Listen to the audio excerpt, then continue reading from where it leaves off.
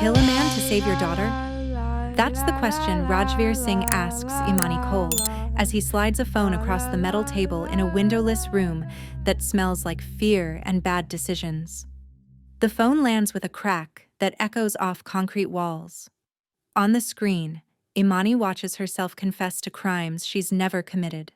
Her face, her voice, her lips moving in perfect synchronization, speaking words that could destroy an innocent man's life. The technology is flawless. The lie is seamless. The deepfake is so convincing that even she almost believes it's real. And the trap is closing around her throat. Rajveer Singh leans back in his chair, fingers steepled like a man at prayer, watching her with the kind of patience that comes from knowing he's already won. The single yellow light bulb above him flickers, casting shadows that make his face look skeletal. The cramped Los Angeles office reeks of cardamom tea and stale cigarettes, a scent that will haunt Imani's nightmares for months to come. His voice is smooth when he speaks, almost gentle, like a teacher explaining a simple math problem to a slow student. This video shows Han Seojun admitting to murder. A brutal killing, actually. Very detailed confession. But he's not the one speaking, Imani. You are. He taps the screen with one manicured finger. Your voice, your linguistic patterns, your accent perfectly mimicked onto his face. Imani's hands grip the edge of the table so hard her knuckles go pale. I won't do this. You will. Rajveer stands slowly, adjusting his expensive watch, the kind that costs more than she makes in a year. Here's what happens next. You're going to translate this confession into Korean. Every word, every inflection. Then you're going to record yourself saying it while matching your lip movements to his face, frame by frame if necessary. That's insane. That's technology. He smiles. Once you're done, you'll post it from your own social media accounts. Twitter, Instagram, Facebook, a concerned translator exposing organized crime corruption. Very inspirational, don't you think? The kind of story that goes viral. The kind that destroys a man's reputation before he can even defend himself. Imani shakes her head, standing up. I'm leaving. You can't force me to... Can I? Rajveer walks to the side door with measured steps, each footfall deliberate. He grips the handle, pauses, looks back at her with something that might be pity if it weren't so cold. Your alternative is unthinkable, Imani, but I'll show you anyway, so you understand exactly what's at stake. He opens the door just wide enough for her to see inside. In the next room, sitting on a metal folding chair surrounded by 3 large men with dead eyes, is Amira, 6 years old. School uniform wrinkled from being grabbed too quickly. Crayons scattered at her feet. The expensive kind Imani saves for months to buy because her daughter loves to draw. Amira's dark eyes scan the doorway, searching, hoping. Then they lock onto her mother. Mama. The word is so small, so hopeful, so utterly trusting that it breaks something in Imani's chest. Imani lunges forward with a mother's instinct, a mother's desperation.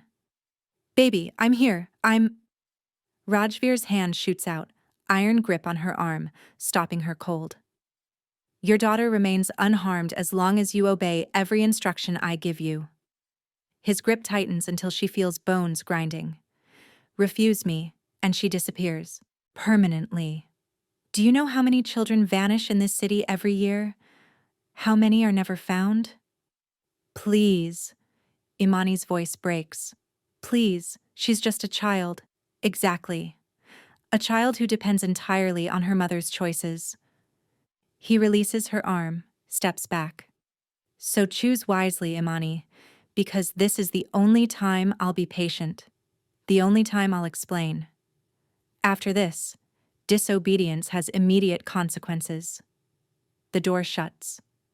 The lock clicks with a finality that echoes in Imani's bones. She stares at the phone again, at the deepfake video, at her own face weaponized against a stranger named Han Seojun, a man she's never met, but whose life now rests in her trembling hands. She thinks of every language she learned to escape poverty.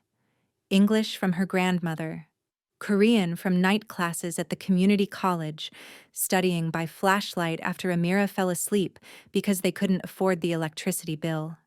Hindi from a kind neighbor who paid her to translate immigration documents. Skills that were supposed to build a future. Skills that were supposed to mean freedom. Now they're the bars of her cage. Her voice is barely a whisper. What have I done to deserve this? Rajveer sits down again, pulls out a leather notebook, begins writing. You're gifted, Imani. You have a rare combination of linguistic talent, clear diction, and desperate circumstances. That's not a crime. He looks up. That's just unfortunate timing. You were in the wrong place with the right skills when I needed someone, and your daughter? She makes you controllable. He pushes the phone closer across the table. Now, let's begin. We have work to do. Imani looks at the phone, at the door hiding her daughter, at the man who holds all the power, and she sits down. Because what else can a mother do? The car smells like old leather, cigarette smoke, and something else. Something sour that might be fear or might just be the stale fast food wrappers stuffed in the door pockets. Kang Doyen drives with one hand on the wheel, the other drumming against his thigh to music only he can hear. He hums something tuneless and vaguely irritating. Every few minutes he glances at Imani in the rearview mirror, his smile practiced and empty. The kind salesmen wear when they're selling you something they know is broken. You nervous about meeting Mr. Han? His voice is light, conversational. Like they're friends instead of strangers bound by invisible strings of coercion. Imani doesn't answer. She sits in the back seat with her hands folded in her lap, nails pressing crescent marks into her palms. The bruise on her wrist, where one of Rajveer's men grabbed her too hard while shoving her into this car, pulses with her heartbeat beneath her sleeve. She tugs the fabric lower, hiding the evidence. The city slides past the window. Koreatown at night is beautiful in a harsh kind of way.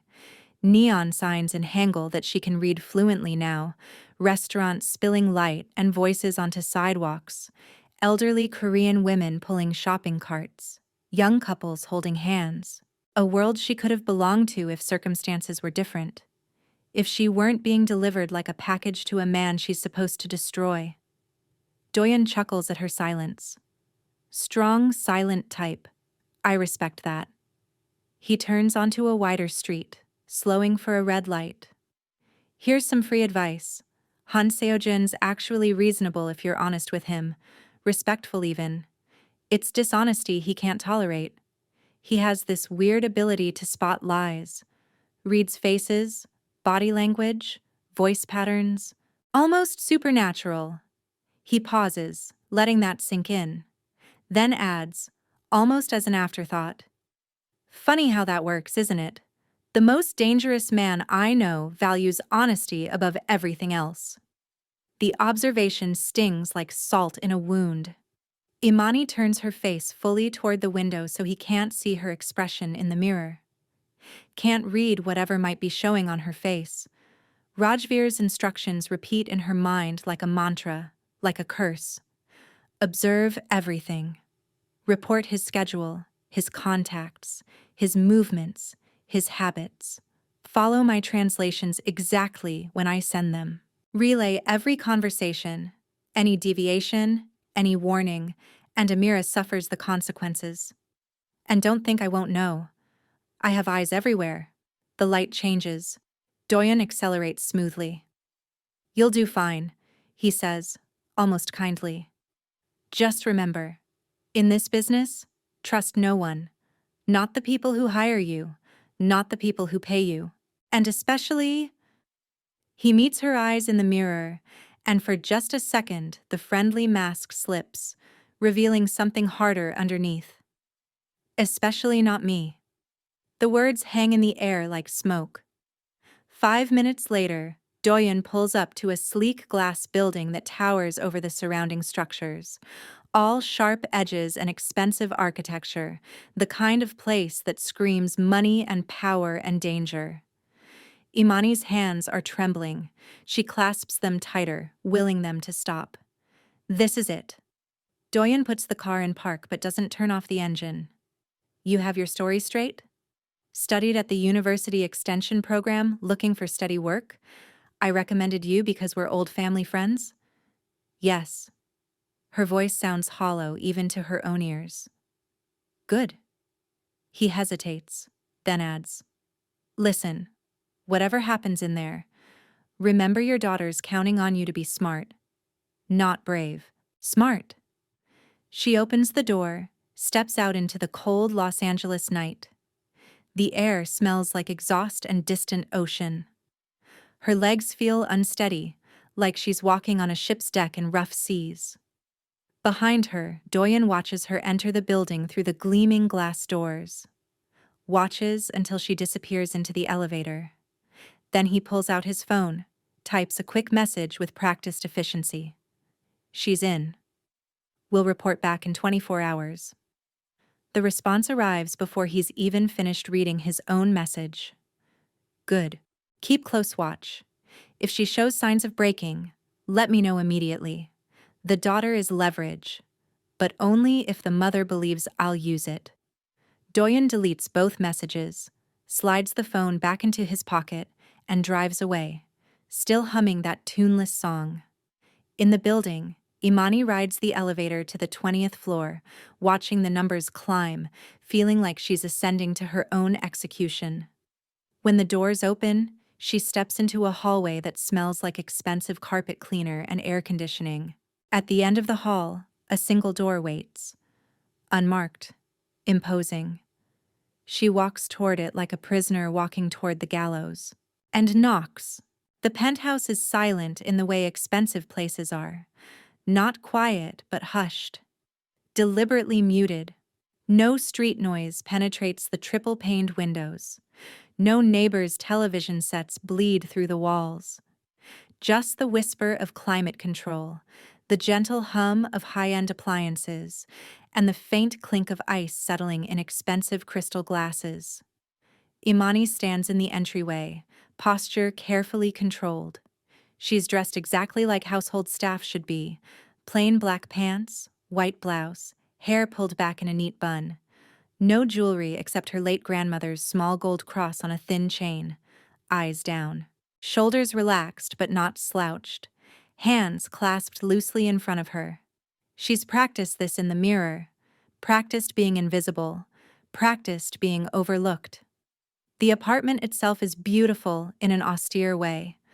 Floor-to-ceiling windows overlooking the city lights. Minimalist furniture in shades of gray and cream. Art on the walls that even she can tell is expensive. Probably original pieces worth more than she'll earn in her entire lifetime. Everything clean. Everything in its place. Everything controlled. Then he walks in, and the temperature of the room seems to drop. Han Seo-jun is taller than she expected from the grainy photos Rajveer showed her. Broad shoulders beneath a perfectly tailored charcoal suit. Sharp jawline, black hair styled simply but expensively. His movements are economical. A man who wastes nothing, not energy, not time, not words. His gaze sweeps over her once. The assessment is quick but thorough, like a doctor evaluating a patient or a jeweler examining a stone. Clinical, detached. He doesn't speak.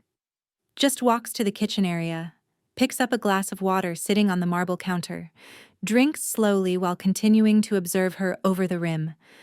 The silence stretches. 10 seconds. 20. 30. Imani forces herself to breathe normally, to keep her expression neutral, to not fidget or shift her weight or do any of the 1,000 small things that might betray nervousness. Finally, he speaks. His voice is lower than she expected, with a slight rasp like he doesn't use it often. Your name? Imani Cole, sir. Her Korean pronunciation is flawless. Perfect Seoul accent with no regional variations, the kind you only get from formal study, not from living in Korea. She realizes the mistake immediately, but it's too late to take it back. His eyebrow lifts, just barely perceptible. Where did you study? University Extension Program at Community College. 3 years of intensive study. I needed employment opportunities, and Korean language skills opened more doors. She's rehearsed this answer 100 times. It sounds natural, believable. Did they? Not a question. Seojun sets down the glass with deliberate care. And which instructor did you study under? A test. She's ready for it. Professor Kim Min-soo for grammar and composition. Professor Park Ji-yeon for conversational and business Korean. Interesting. I know Professor Kim. Studied under him briefly myself years ago. Seojun steps closer, and with his approach comes the scent of expensive cologne, cedar and something faintly metallic, like steel or money or power. He has a very particular teaching style, very formal, very precise. Tell me, what was his favorite phrase when students made grammatical errors? Imani's mind races. Rajveer prepared her for basic biographical questions, but not this level of detail. She makes a calculated gamble. He always said, language is architecture. If your foundation is flawed, the entire structure collapses. Seojun's expression doesn't change, but something flickers in his eyes. Professor Kim died 6 years ago. Her heart stops. I must have gotten the years confused. I studied 7 years ago, not 3. Before Amira was born, Amira? Another mistake. She's giving him information he didn't ask for. Information she shouldn't volunteer. My daughter. She's 6. You have a child. He processes this, filing it away, then continues circling her slowly, like a predator measuring prey, looking for weaknesses, for wounds, for entry points.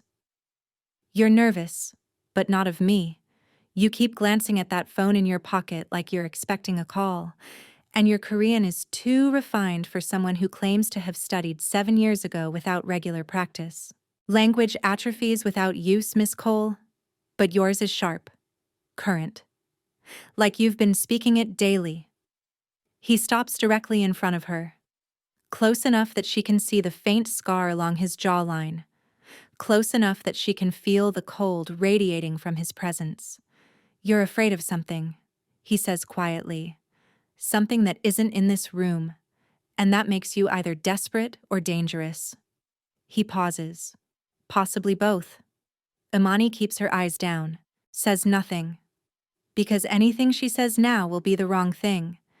Seojun's lips curve into something that isn't quite a smile. Doyeon recommended you, he says. In 5 years, Kang Doyeon has never recommended anyone for anything unless there was money or favor involved. So the question becomes, what's he getting out of this? And more importantly, what are you? He steps back, adjusts his cufflinks. But I'm a patient man, and I have time. He gestures toward the kitchen. You'll start with basic housekeeping. Cleaning, organizing, meal preparation. Simple tasks. Nothing that requires trust. His eyes bore into hers. Yet. Yes, sir. One more thing. He's already walking toward his office, but he pauses at the door, looks back over his shoulder. Whoever sent you here, whoever's pulling your strings, tell them I already know. I've known since before you knocked on my door, and I want to see how this plays out.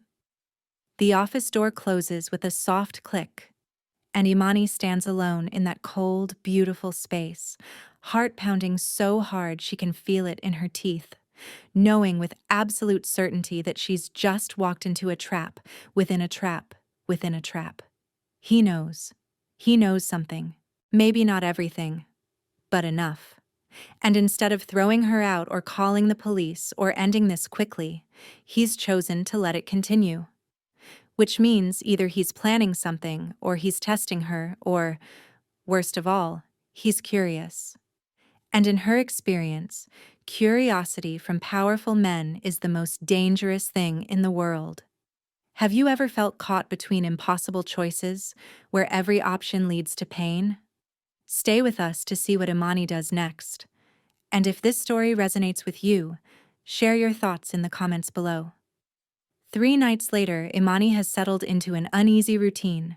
She arrives at 8 each evening, cleans, prepares simple meals that Seojun rarely eats, organizes papers he leaves deliberately scattered to see if she'll read them. She doesn't. She's careful. So careful. She reports to Rajveer every night through encrypted messages. Nothing significant. Standard business calls, meetings with lawyers and accountants. He suspects something but hasn't acted. Rajveer's responses are always the same. Keep watching. Wait for the right moment. Tonight, Imani is wiping down the kitchen counter with practiced efficiency when Seojun's phone rings. He's been in his office for the past 2 hours, and this is the first interruption. He answers on the second ring, but his voice, when it comes, is completely different. The cultured Seoul accent is gone. In its place is something rougher, broader, pure Busan dialect, the kind dock workers and street vendors use, casual, unguarded, the linguistic equivalent of taking off a suit and putting on comfortable clothes. He paces near the window, phone pressed to his ear, speaking just loud enough that sound carries into the kitchen. "Yeah, I hear you. Listen, the shipment arrives at Incheon port tomorrow night, 2 in the morning. Make absolutely certain the crew is prepared. I don't want any mistakes this time. Last shipment was a disaster, and we can't afford another one." Imani freezes. Her cloth stills against granite. This is it. This is the information Rajveer's been waiting for. Seojun continues, giving detailed instructions. Container 4719B. It'll be marked with the red triangle symbol. 20 units. Each unit is 50 kilos. You'll need at least 6 men to move it quickly. Police patrols increase after 3 a.m. He rattles off coordinates, contact names, backup locations if something goes wrong. Everything Rajveer needs to intercept the shipment and finally have concrete evidence against Han Seojun. When Seojun disconnects, he doesn't glance toward the kitchen, doesn't acknowledge that anyone might have been listening. Just picks up his jacket, a black wool coat that probably costs more than Imani's monthly rent, and drapes it over the back of a chair. "I'll be out late tonight," he says to the air, to no one in particular. "Lock up when you leave." Then he's gone. The door closes. His footsteps fade down the hallway. The elevator dings. Imani waits. 5 minutes. 10.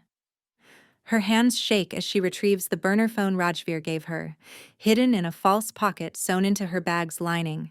She types carefully. Incheon port. Tomorrow, 2 a.m. Container 4719B. 20 units. 50 kilos each. Red triangle marking.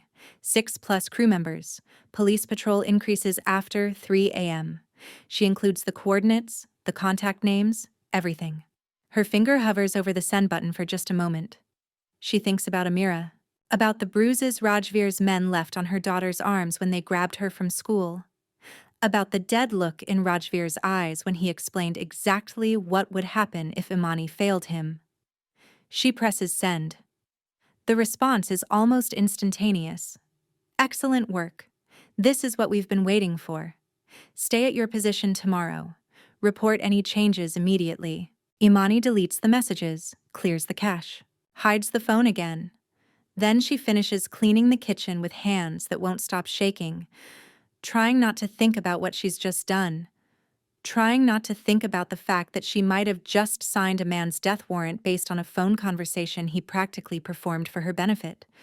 The doubt creeps in. Why would he speak so openly?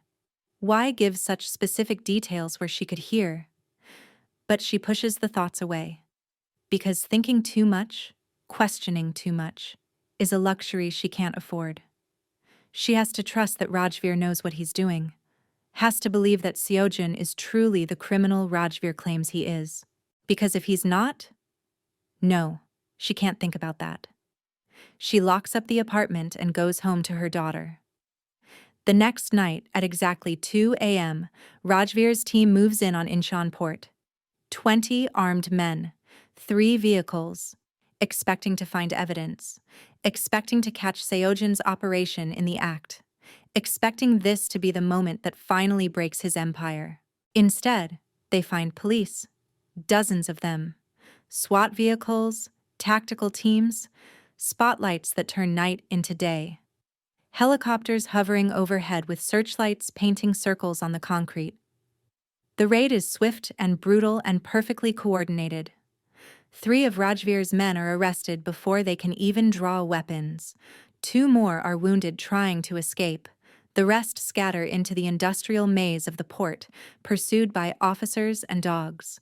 Because the shipment never existed. And Han Seojin had tipped off the police 3 days earlier about a potential criminal operation he'd uncovered through his business intelligence network. He played Rajveer, used Imani as the conduit, turned Rajveer's own spy into the weapon that destroyed his operation. And he did it all while making it look like Imani was doing her job perfectly. The next morning, Imani receives a terse message. "You failed me. Return to the warehouse immediately." Her stomach drops. Her hands shake so badly she almost drops the phone. She deletes the message and goes to work at the penthouse as scheduled, because not going would be suspicious, would show that she knows something went wrong. Seojin is sitting at the dining table when she arrives, looking like he hasn't slept. Newspaper open to a headline she can read even from across the room. Major drug ring disrupted at Incheon Port. Coffee steams in a white porcelain cup. Soft classical music plays in the background. Something Korean and melancholy that she doesn't recognize, but that sounds like rain and regret. He doesn't look up when she enters.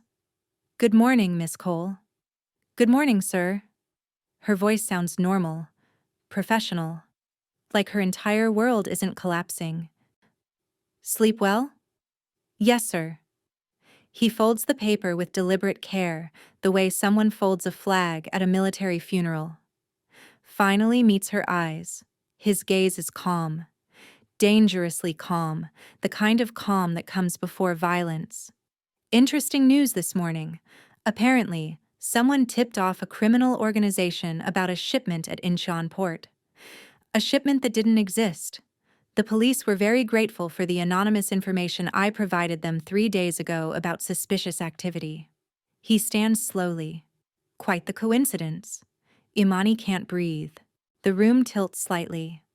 "Whoever sent that information," Seojin continues, voice soft as silk over steel, "is either extraordinarily brave or catastrophically foolish."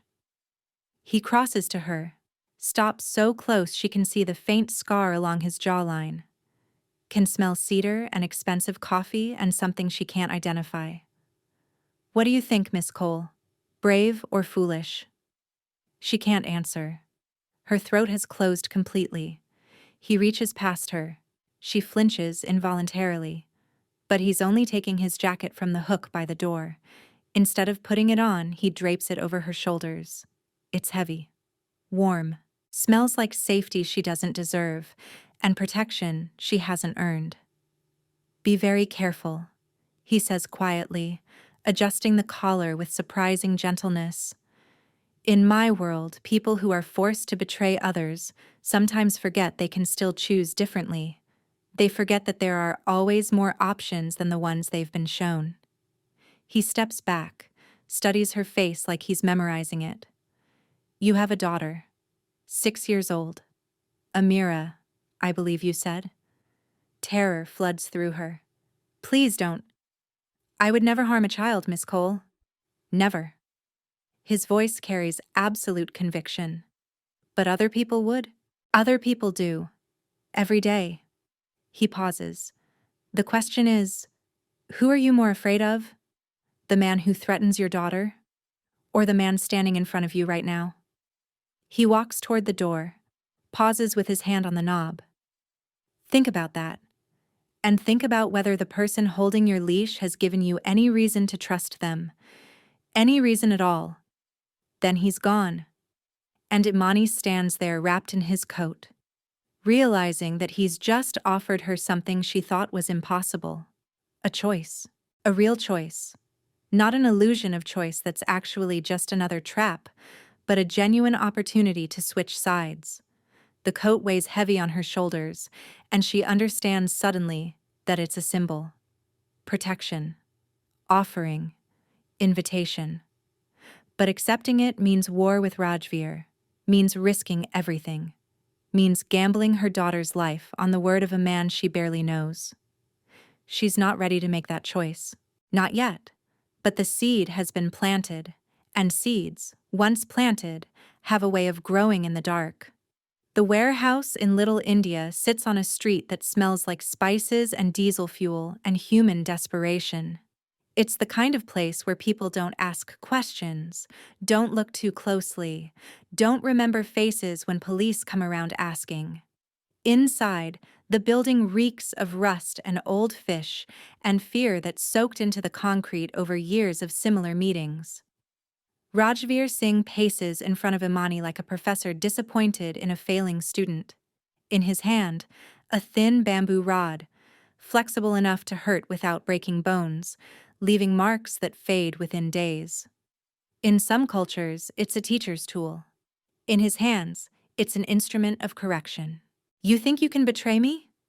His voice is dangerously quiet, which somehow makes it worse than if he were screaming. Rage, she could understand. This calm is terrifying. Imani kneels on the concrete floor, head bowed, hands clasped in front of her. Blood seeps from her split lip where he hit her earlier. One precise strike, calculated to hurt but not to permanently damage.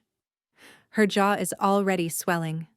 I didn't know it was a trap, she says, and it's true. I reported exactly what I heard. I did everything you told me to. The rod whistles through air and cracks across her shoulders. The pain is immediate and profound, radiating through her entire back like lightning through water. She gasps, but swallows the scream. Screaming just makes him hit harder. Silence. Another strike. Lower back, ribs, shoulder blade. Never the face where makeup can't hide it. Never the hands where it would affect her ability to work. Always places that can be concealed under clothing. Always calculated. He's done this before. Many times before. When he's finished, when her back is a landscape of welts that will bloom purple by tomorrow, he crouches in front of her, grabs her jaw with fingers that press bruises into her skin.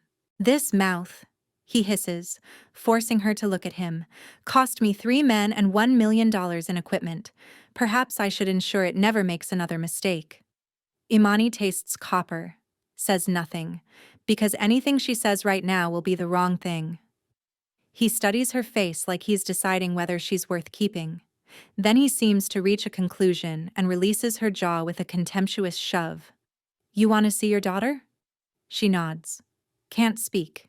Can barely breathe. He gestures to one of his men, a thick-necked enforcer who moves like violence is his native language. The man opens a side door maybe 8 inches. Just enough for Imani to see inside.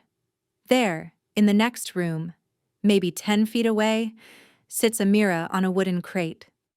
She's coloring with broken crayons that one of Rajveer's men probably bought from a dollar store. She's humming something, a song from a kids' show she watches after school. She seems unaware of the danger surrounding her, lost in the simple happiness of a 6-year-old creating art. She's wearing the yellow dress with butterflies that Imani bought her for her birthday. Her hair is in the 2 puffs Imani braided this morning, already coming loose the way they always do by afternoon. She's close. So close. Close enough that if Imani ran, if she just got up and ran, she could reach her daughter in seconds. Imani lunges forward on instinct, on pure, desperate mother love. Rajveer's hand slams into her chest, shoving her back down onto the concrete with enough force to knock the air from her lungs. Look, he commands, but don't move. She remains safe only while you behave, only while you remember your place. Imani stares at her daughter. Amira hasn't heard anything. hasn't looked up, is just coloring, humming, existing in the innocent bubble of childhood that Imani would die to protect. Next time you fail me, Rajveer says softly, almost gently, I won't discipline you. I'll discipline her. Do you understand? I won't hit her. I'm not a monster. But there are men who would pay well for a pretty little girl. Men who collect children like some people collect stamps. The words hit harder than the rod ever could. I'll sell her, he continues, voice still soft, still almost kind. And you'll never know where she went. Never know if she's still alive. You'll spend the rest of your life wondering, imagining. And that, Imani, is a far worse punishment than anything I could do to your body. Imani nods. She would agree to anything, would burn herself alive, would cut out her own heart, would kill anyone, do anything, destroy whatever he asked if it meant keeping Amira safe. Do we understand each other now? Yes. Her voice is barely audible. Good. He stands, drops a towel on her lap. Rough fabric that smells like bleach. Clean yourself up. Go back to Seojun. And don't make me remind you again who controls your life, who controls your daughter's life, who controls everything that matters to you. The door closes, taking Amira from view. Imani stumbles out into the alley behind the warehouse, pulling her coat tight despite the warm California evening. Everything hurts. Her back is on fire. Her lip is still bleeding. Her jaw throbs with every heartbeat. But worse than the physical pain is the knowledge that she can't protect her daughter. Can't save her. Can't even comfort her. She's powerless. And powerlessness, she's learning, is the worst torture of all. She walks, one foot in front of the other, because movement is all she has left. Movement and the desperate hope that somehow, someday, there will be a way out of this nightmare. Amira is alive. And while that's true, while her daughter still breathes and laughs and hums songs from television shows, Imani will endure. She'll endure anything. Rain hammers the penthouse windows when Imani arrives the next evening, each drop hitting glass like tiny fists demanding entry.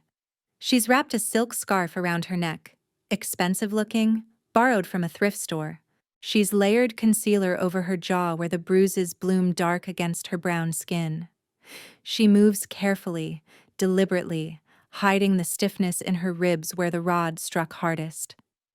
Pain is manageable. Pain she can work through. Being exposed is not. Seojun is in the kitchen when she enters, pouring tea into 2 delicate cups. White porcelain so thin you can almost see through it when you hold it up to the light. Steam rises in delicate spirals, carrying the scent of jasmine and honey. He glances up when she enters, and she watches his eyes track across her face, noting details she thought she'd hidden. His expression hardens immediately. You're late. I apologize, sir. The bus was delayed due to the rain. You don't take the bus. His voice is flat, emotionless, which somehow makes it more frightening than anger would be. Doyen drives you. Every night at 7:30, he picks you up from your apartment building on 5th Street and delivers you here by 7:50. She hadn't realized he'd been tracking her movements. He didn't come tonight. No, he didn't. Seojun sets down the teapot with a soft clink that echoes in the quiet space. Interesting. He's been unavailable since yesterday afternoon. Not answering calls. Not responding to messages. Almost as if he's avoiding something, or someone. He crosses to her, and she instinctively takes a step back before she can stop herself. Don't move, he says quietly. Sir. I said don't move. She freezes.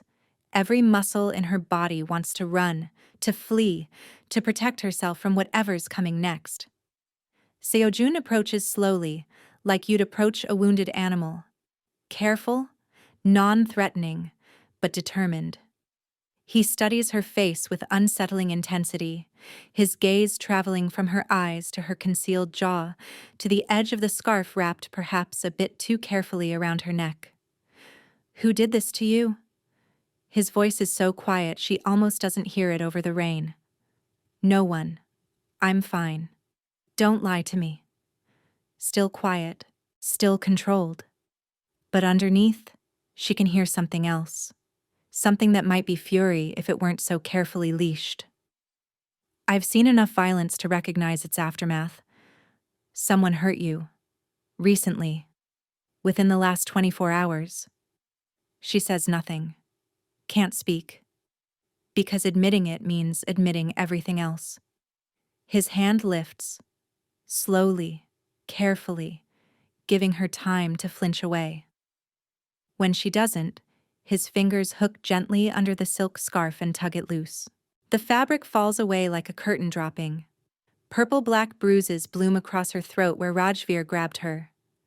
Smaller marks, finger-shaped, precise, dot her collarbone. The split lip she thought she'd hidden with makeup is obvious in the bright kitchen light, swollen and angry. Imani flinches away, turning her face, trying to hide what's already been seen. Seojun's hand catches her wrist. Not roughly, not painfully, but firmly enough to stop her retreat. His fingers are warm against her pulse point, and she realizes he's counting her heartbeat, measuring her fear. Rajveer Singh did this. Not a question. Her silence is answer enough. Seojun releases her wrist, takes a deliberate step back, and she watches him fight for control. His hands curl into fists. His jaw clenches. For a long moment he just breathes. Slow, controlled, like he's counting breaths to keep from losing control completely. When he speaks again, his voice is different. Softer, gentler than she's ever heard it. "From this moment forward, I stand between you and him. Do you understand? Whatever he's holding over you, whatever he threatened, we'll resolve it. Together." Imani wants to believe him. God, she wants to believe him so badly it physically hurts.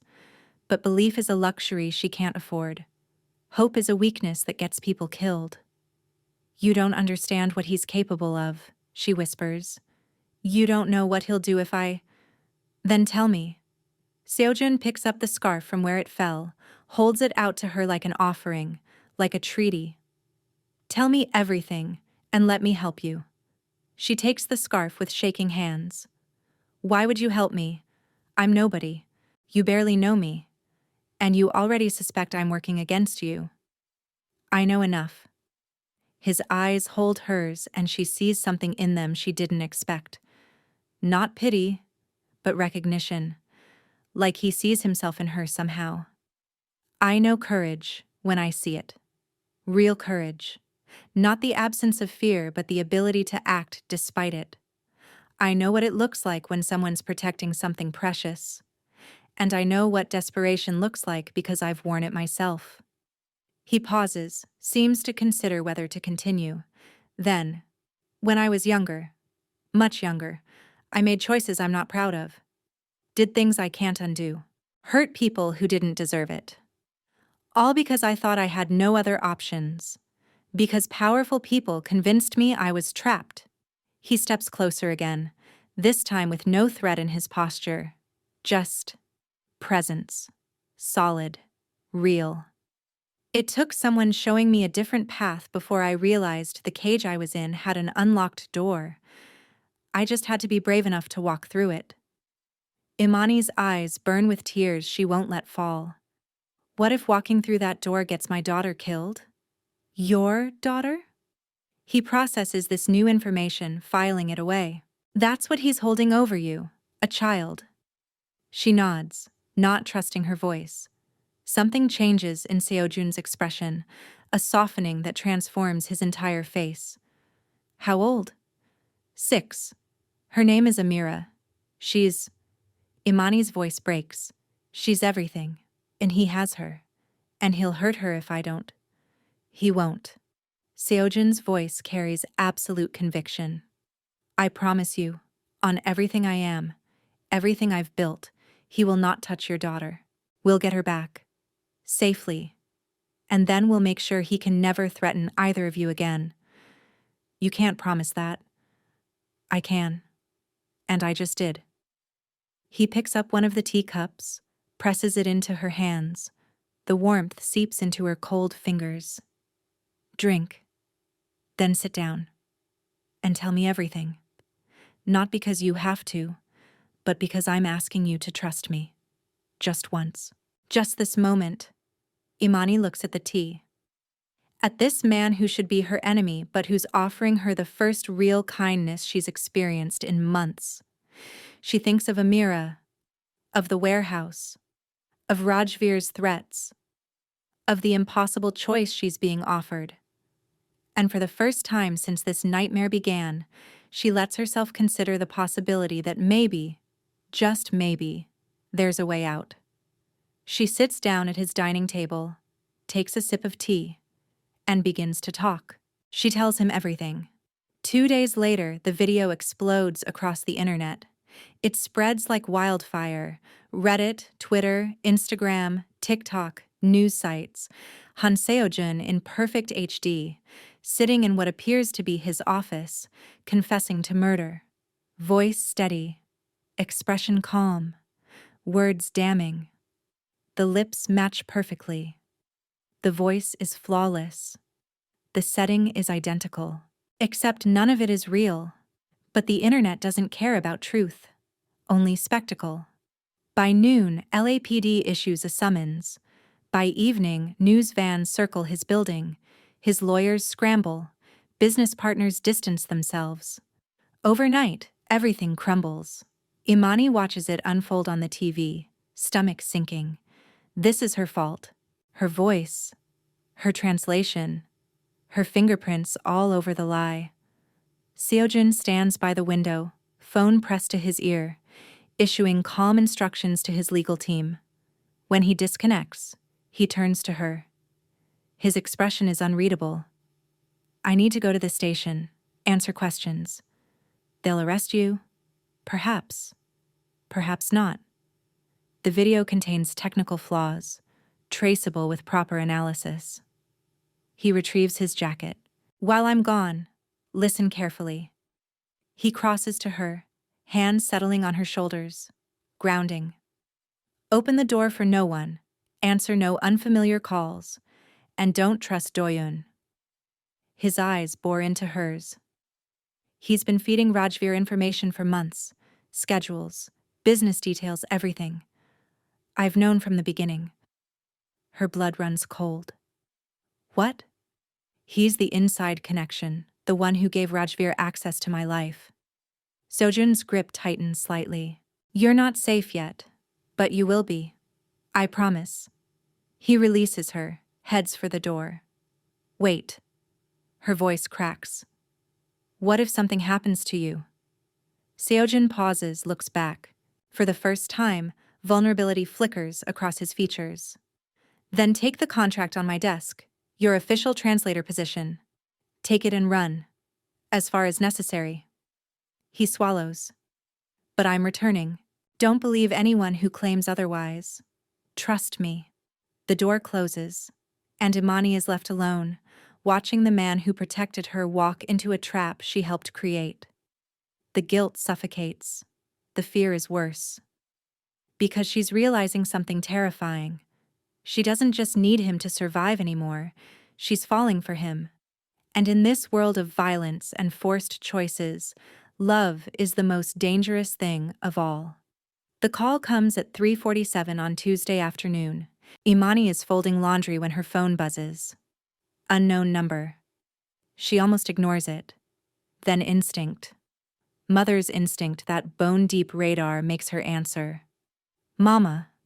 Her blood turns to ice. Amira, baby, where are you? I'm at school. Mrs. Chen said there's an emergency. She gave me special paperwork. Her daughter's voice is small, confused. She said you're coming, are you? Yes, baby, stay right there. Rajveer's voice cuts in, smooth and poisonous. Hello, Imani. If you hurt her, relax. She's perfectly safe. I even bought her ice cream. Strawberry. Her favorite. Background noise. Seagulls, distant horns, water slapping wood. The docks.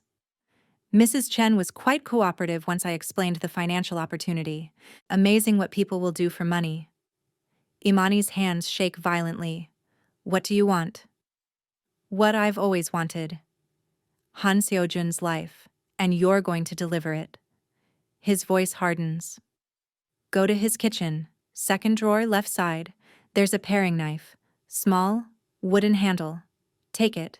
Meet me at Pier 4 in 1 hour. I can't. You can. And you will. When you arrive, you'll use that knife on Seojun. Self-defense, they'll call it. The poor translator finally fighting back. Very inspirational. His voice drops. 1 hour. Come alone. Or Amira boards a cargo ship to Mumbai, and you never see her again. The line goes dead. Imani stands frozen, phone trembling, world tilting, then she moves. Autopilot, survival mode. She finds the knife exactly where he said, small, deadly, handle worn smooth. She wraps it in a dish towel, tucks it into her coat pocket. She doesn't call Seojun, doesn't call police. Because the only thing that matters is Amira. And if saving her daughter means destroying herself, then so be it. Some sacrifices are necessary, even if they cost everything. Pier 4 is empty when Imani arrives. Rain falls in relentless sheets, drumming metal containers, turning concrete black and slick. The ocean churns beyond the docks, dark and restless. She walks toward the single-lit warehouse, knife hidden in her coat, heart hammering. Rajveer waits inside, flanked by 2 armed men. Amira sits on a crate behind him, hands loosely bound with rope, eyes red from crying. The moment Amira sees her mother, she sobs. Mama! She tries to stand. A man pushes her down, not gently. Imani lunges. Rajveer blocks her, hand against her chest. Not yet. Business first. He nods toward the knife. Show me. She does. Her hand shakes so badly the blade catches light, sending fractured reflections across walls. Good. Now we wait. Rajveer checks his watch. I sent Seojun your location. He left the police station 20 minutes ago. Charges dropped. Technical analysis proved the video false. He'll come. Heroes always do. And when he arrives, you'll use that knife. You'll save yourself, save your daughter, and I'll have everything he built. He'll stop you, Imani whispers. He'll try. Rajveer smiles. That's what makes it interesting. Minutes crawl. 5, 10, 15. Then footsteps echo outside. Steady, unhurried. The warehouse door swings open. Seojun walks in alone. No weapon. Hands visible. Rain drips from his hair. Soaks through his shirt. He looks exhausted. But his eyes, when they find Imani, then Amira, burn. Release them, he says calmly. Rajveer laughs. You think you're negotiating? You're outnumbered, unarmed, and on camera. He gestures to a phone mounted on a tripod, red light blinking. This entire event is recording. When she stabs you, the world witnesses it. Perfect revenge. She won't. Everyone's capable when you threaten their child. Seojun steps forward. Then another, deliberately closing distance. Rajveer grabs Imani's wrist, yanks her forward, presses the knife against Seojun's chest. Do it now. Imani trembles. I can't. Do it, or she dies. Seojun looks at Imani. In that moment, she sees it. Clarity. Permission. Trust. He's giving her a choice. Seojun's hand moves, fast, grabbing hers, pulling it forward, and he drives the blade into his own shoulder. The sound is wet, terrible. He gasps, staggers, blood blooming dark against white fabric. But his other hand rips open his collar, revealing a wire taped to his chest, tiny blinking tracker embedded in the fabric. He'd worn it since leaving the police station, coordinating with detectives who believed his story. Rajveer's face drains of color. No. Seojin collapses to his knees, breathing hard, hand pressed to the wound. Blood seeps through his fingers. He looks up at Imani. His lips move, barely audible. Trust yourself. Say anything. Make him believe you. Rajveer shakes her violently. What is he saying? Translate now. Imani stares at this man who sacrificed himself, who trusted her with his life, who saw her when no one else did. And she makes her choice. She lifts her head, meets Rajveer's eyes, and lies with perfect conviction. He says, her voice is steady now, clear. The police have surrounded this building. He has been wearing a recording device for the last hour. They have everything on tape. Your threats, the kidnapping, all of it. If you want to live, surrender immediately. Rajveer freezes. Helicopter blades roar overhead. Floodlights blast through windows, turning night into day. LAPD, drop your weapons, hands visible. Rajveer stumbles backward, panic flashing across his features. His men bolt for the exit, running straight into armed officers pouring through doors. One officer rushes to Amira, cuts the ropes. She runs to Imani, sobbing. Imani drops the knife, wraps her arms around her daughter, and finally lets herself cry. She buries her face in Amira's hair, breathes in her scent, shampoo and crayons and safety, and holds on. Seojin slumps against a crate, hand pressed to his bleeding shoulder, face pale but eyes steady. He's watching them, mother and daughter, safe, together. And he's smiling. Because the woman he trusted just saved his life with nothing but words. And that is the most powerful thing in the world. 3 months later. The new office overlooks the Pacific Ocean, floor-to-ceiling windows framing the horizon in shades of gold and blue. Fresh paint. New possibilities. No more shadows. Imani enters wearing a tailored navy blazer, cream blouse, hair twisted into elegant locks catching morning light. She carries a leather portfolio, moves with confidence, head high, shoulders back, fear shed like old skin. Seojin sits at his desk reviewing contracts, pen in hand. He's traded his former life for something softer. A linen shirt in pale gray, sleeves rolled to his elbows, revealing the healed scar on his shoulder where she stabbed him. Just a thin line now, a reminder. He looks up when she enters, warmth crossing his features. Good morning. Good morning. She sets a folder on his desk. Organized, professional. Translation contracts for the new shipping partners. Everything's verified. I flagged clauses needing your personal approval. He reviews it, eyebrows lifting. You're exceptionally thorough. You pay well. She smiles. He stands, crosses to her, hands her an envelope. Your official offer. Chief interpreter, full salary and benefits, Amira's private school tuition included, health insurance, signing bonus. Imani opens it, scans the terms. The numbers are generous. More than generous. Life-changing. This is more than fair. It's what you're worth. He moves closer. You saved my life, Imani, more than once. You could have ended me that night. You had every reason, but you chose trust instead. That kind of courage is rare. You trusted me first, she says quietly, when you had no reason to. Then we're even. He hesitates. You owe me nothing. You never did. You can walk away right now. Take this contract. Work anywhere you want. I'll still ensure you and Amira are safe. You have my word. She studies him. This man who transformed from underground operator to legitimate businessman, who left the shadows behind, gave up power, money, control, to build something honest, who saw her when she was invisible, protected her when she was powerless, trusted her when she was the enemy. What if I don't want to walk away? She asks. His eyes search hers. Then I'd like you to stay. Not as an employee, as a partner.